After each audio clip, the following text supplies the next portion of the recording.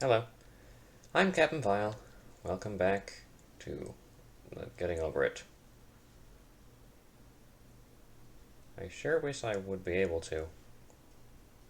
I've been playing this game for months.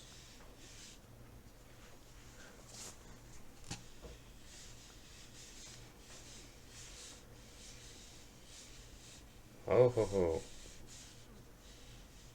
However, I'm able to get up faster and faster each time.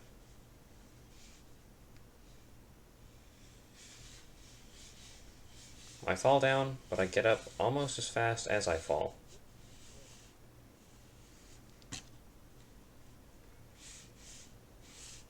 That. No, that was magic. How did I.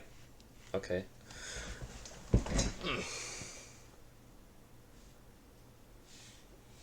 Well, I'm.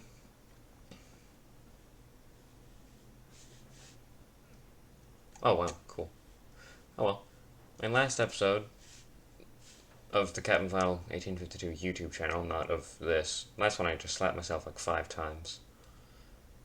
It doesn't hurt, and there was no mark, in case you were wondering.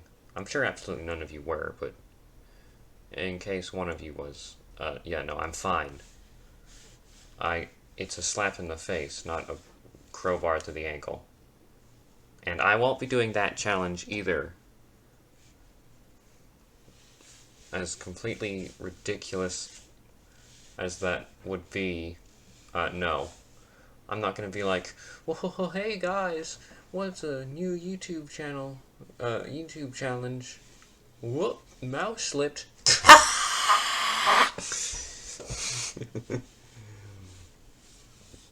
Just break your bones. Like every time you slip, you have to bend one of your fingers backwards.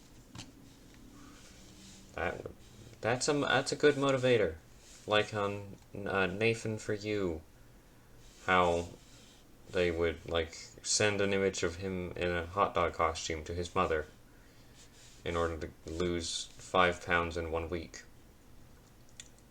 Which, by the way, yeah, that's a good motivator. Fear. Fear is the best way to motivate every living creature, including yourself. So if you ever want to lose weight, write an email to your boss that says contains their home address, and then like take pictures of them just in their house, like way outside their house, with a camera, and then just take pictures of them generally living life with, like, just stalk them for like 2 months and do not let them see you. Stalk them for 2 months and learn their routines, and then write down when they get home, when they go to sleep, and then just scribbled manic handwriting, I'm going to kill you, and then give that letter to the post office and say, if I come in here within the next week, because you can like place letters on like kind of a list, like if I like send this letter out on Tuesday, you can do that, and then you come in on Monday and be like, okay, never mind, don't send it out, give it back. Just do that. Just don't go in. It'll be sent away.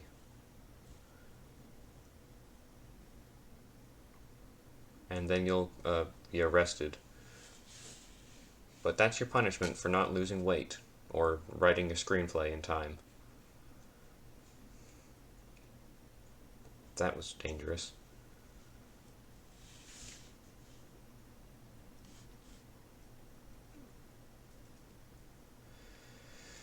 Alright. Not even 5 minutes in. And we've made virtually no progress. However, yes, I did indeed watch Nathan for You. It's hilarious. And you should watch it as well. Maybe not the first episode, or at least first part of the first episode, because that's kind of gross. But it gets really funny, and the ideas keep getting more and more bizarre. I haven't finished it. I'm on like season 2 or 3, but my favorite has been the electronics store episode. They never tell you what he does. They just tell you what business he's helping.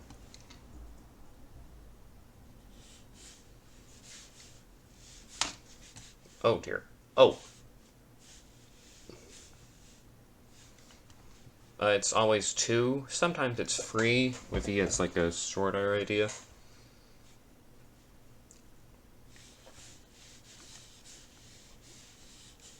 That you couldn't justify doing 10-minute bit for. But the electronics store was one store specifically he was helping, and he went all out for this store. It was just nonsense trying to boost business. If you don't know what Nathan for You is, Nathan Fielder, a comedian, magician, and Canadian business student graduate, Canadian Business School graduate. I just saved us some time there. He goes up to small businesses in LA during the years of like 2015 to 2017. The show has ended.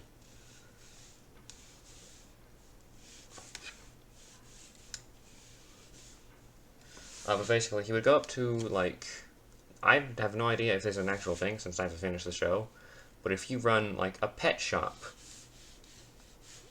like, we will give your pet the ability to speak. You advertise that, and then you put like, he would recommend the businesses surgically implanting a miniature speaker, and then hiring someone to just constant surveillance of the house, and like talk through the speaker as if they were the pet, and he would recommend they do that as like a business promotion. Like, we have a talking dog, and they just like surgically implant a miniature speaker in the dog's skin, and just be like, "Hello, I'm Mandy."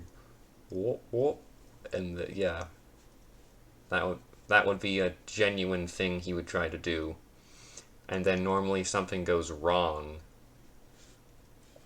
It's like, because him and the production crew are the only people who know it's a show. Like, he actually goes to businesses and tries out the advice. Like, they're actually filming real people's reactions to the stores, which I think is really funny. Oh, god damn it, again?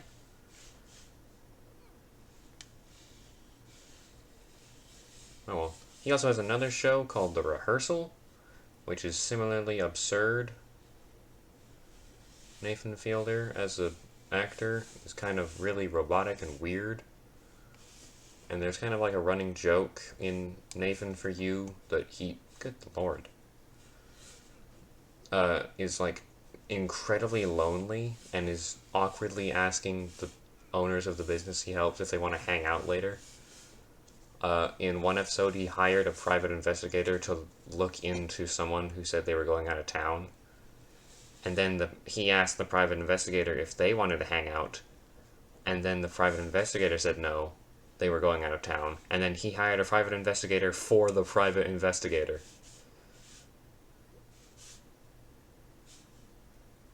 Wait, no. He hired a private...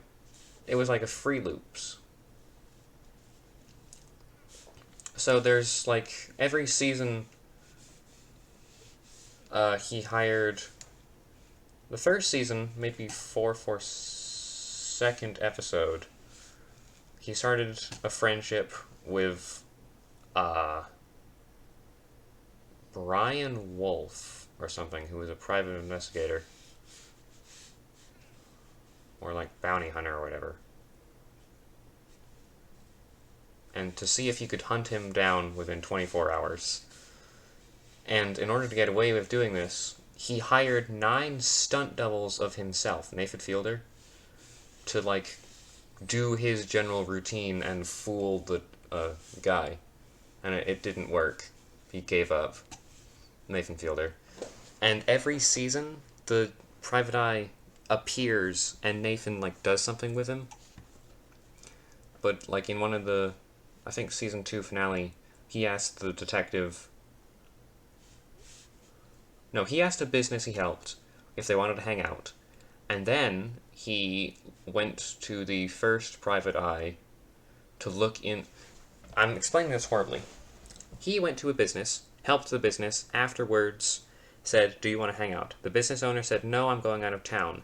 He went to the private eye he hired to hunt himself to look into it and see that the business owner was not leaving town. They lied to get out of hanging out with Nathan. He then asked the first private eye if he wanted to hang out, and he said, no, I'm going out of town. So he hired a private eye to look into him, and did the same thing, asked the private eye he hired for the private eye if they wanted to hang out. He said he was going to San Francisco.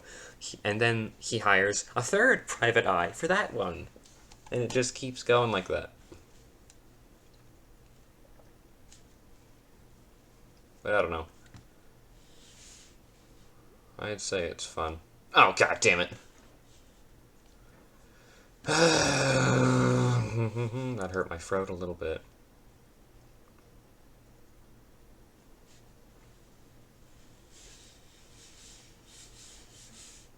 But I do seem to do better when I'm explaining stuff.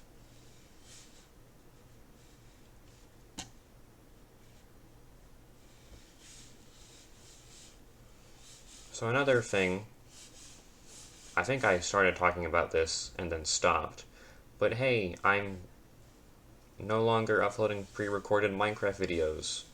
They're all like this one now, of decent commentary and good audio. And we'll focus on our base for a bit. Get it looking not awful.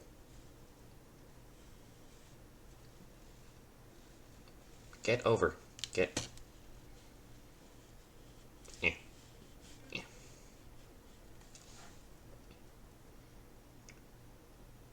I want it to look like a very evil castle. And there's one thing I want to build. I think I've talked about this. I have no idea because I haven't played in months. But I want to build a monument to the Riddler in my kingdom. I mean, it's a kingdom called God damn it! Riddlemore. But I want to have like this big pyramid with a giant green question mark in it. And it's just full of riddles. I just have all the walls are covered in riddles. There's a green beacon in the center of the pyramid that's illuminating the place. I just get a bunch of signs and write riddles on them.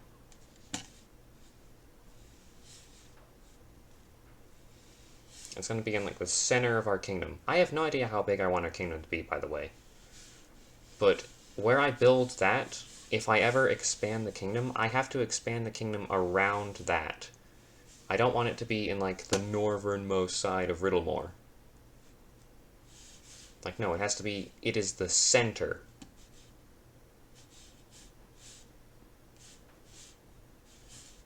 That was annoying. Okay.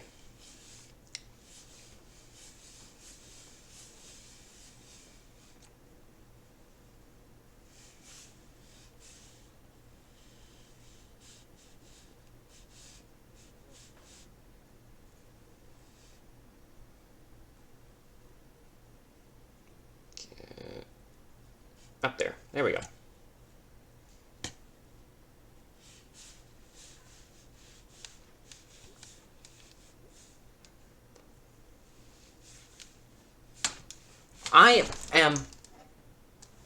I'm moving that all the way out. There's some... I cannot quite figure out how to move the mouse a certain way to get it to move the way I want it during that stair section.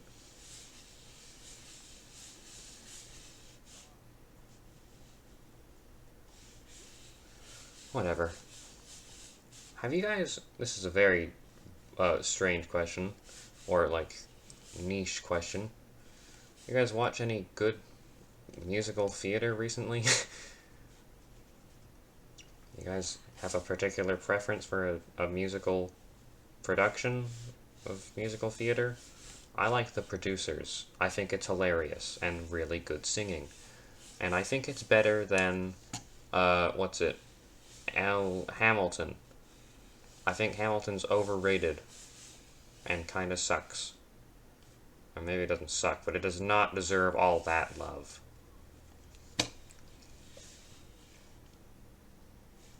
The Producers is much better. I mention it because I'm rewatching Curb Your Enthusiasm for the third time, and at the season where Larry is making a musical version of the fatwa that happens to Salman Rushdie, which, if you don't know what a fatwa is, I don't know. I know what it is. It's when it's a hit placed on by the leader of a religion. I do not know what religion.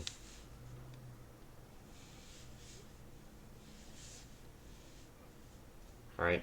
I just know that just the leader of it, kind of like the Pope, but not Christianity or Catholicism or whatever religion the Pope is for. I don't know. Alright? I don't know anything about religion. My mother does. She studied theology for 12 years. She knows a lot about religion. And she once, like...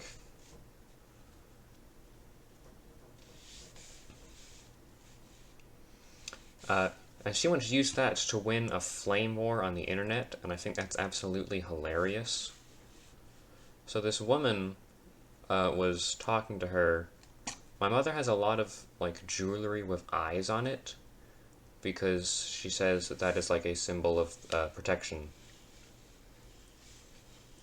And someone, like, commented on a Instagram post of hers about the eyes, going on and on about the Illuminati. Or something. I don't remember. This was like a year ago. And she, like, it was as if someone asks you, I'm very bad at explaining things today, but basically 12 years of experience in just cultures and, like, beliefs, and she finally had the ability to weaponize it against this, like, Instagram Karen. And she wrote, like, a 3-paragraph essay on how this lady was wrong and what the eye meant. And she freaking laid into her. She actually read it to us and was like, is this too harsh? I feel like this is too much. But no, we all convinced her to upload it to that lady, and she never responded. She just... No, I think she blocked my mother. But yeah, no, she freaking laid into her. How the hell did I begin talking about how my mother won an internet flame war because she has a bachelor's in theology or something? When did I get on that topic? Man. Also, one thing, we have progressed backwards. We started at the junkyard. Now we are at the bottom of the junkyard. We were in Orange Hell a couple times, and then we failed to get into Orange Hell. We couldn't get to the start of it. And then died. I just want to move on to Cuphead. I have so much more control in Cuphead, man. And at least there's, like, nice music. I don't know.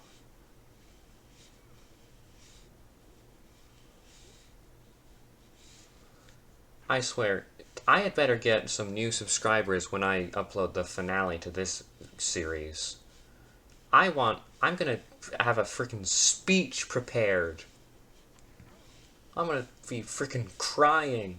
I will order a fake award on Amazon and hand it to myself in preparation for this video. I'm gonna make, like, as if I'd won the Nobel Prize. I'm gonna, like, thank my mother, and I'm gonna thank Hoopla Gaming for constantly telling me to give up. And I'm gonna thank Bennett Foddy, and then insult everything he stands for. I'm gonna make, like, a 20-minute speech. I'm gonna play the music that tells the people giving a speech to shut the hell up. I'm going to completely ignore the music and go on for another 45 minutes on how this is the worst game ever made. I'm going to hire actors dressed in suits to pull me off stage. Or I could just get like my brother or sister to do it. I'm not falling down there again.